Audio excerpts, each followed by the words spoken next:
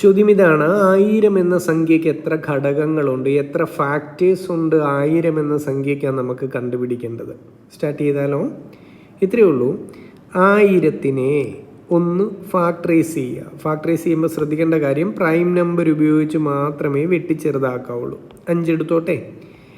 1000-നെ 5 കൊണ്ട് കട്ട് ചെയ്താൽ 200 ആണ്. എഗെയിൻ 200-നെ 5 വെച്ച് ഞാൻ കട്ട് ചെയ്യുക.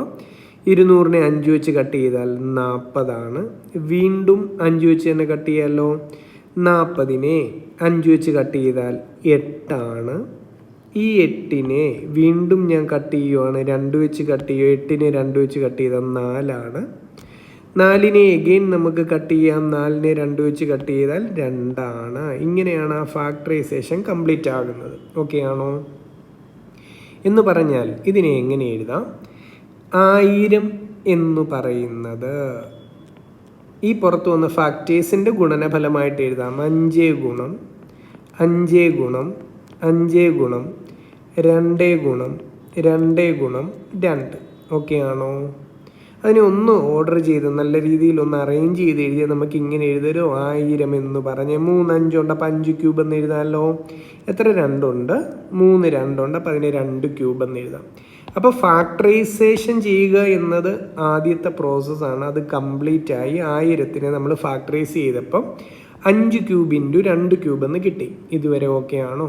ഇനി ശ്രദ്ധ പോകേണ്ടത് ഈ ഫാക്ടറൈസേഷൻ റിസൾട്ടിലെ പവറിലേക്കാണ് നോക്കേണ്ടത്. ഇവിടെ ഒരു പവർ 3 വന്നു, ഇവിടെ ഒരു പവർ 3 വന്നു. 2 പവർ ഉണ്ട്, അത് 2 3. ഓക്കെ ആണോ? അപ്പം നമ്മളിനി ചെയ്യാൻ പോകുന്നത് നമ്പർ ഓഫ് ഫാക്ടേഴ്സ് കാണാനുള്ള ഷോർട്ട് കട്ടിലോട്ട് ഇട്ട് കൊടുക്കാൻ പോവുക. നമ്പർ ഓഫ് ഫാക്ടേഴ്സ്, ആകെ എത്ര ഘടകങ്ങൾ എന്നല്ലേ കണ്ടുപിടിക്കേണ്ടത്. പവർ എത്രയാണോ അതിൻ്റെ കൂടെ എല്ലാം 1 കൂട്ടുക. ഇവിടുത്തെ പവർ 3 ആണ്, ഇവിടുത്തെ പവർ 3 ആണ്. ഈ പവറിൻ്റെ കൂടെയൊക്കെ 1 കൂട്ടാനാണ് ഞാൻ പറയുന്നത്. ആദ്യത്തെ പവർ 3, അതിൻ്റെ കൂടെ 1 കൂട്ടിയാൽ 4. രണ്ടാമത്തെ പവർ 3, അതിൻ്റെ കൂടെ 1 കൂട്ടിയാൽ 4. ഓക്കെ ആണോ?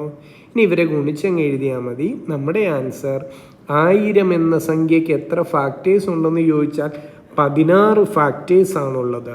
ക്ലിയർ ആയോ? ഓക്കെ അല്ലേ? ശരി, താങ്ക് യു.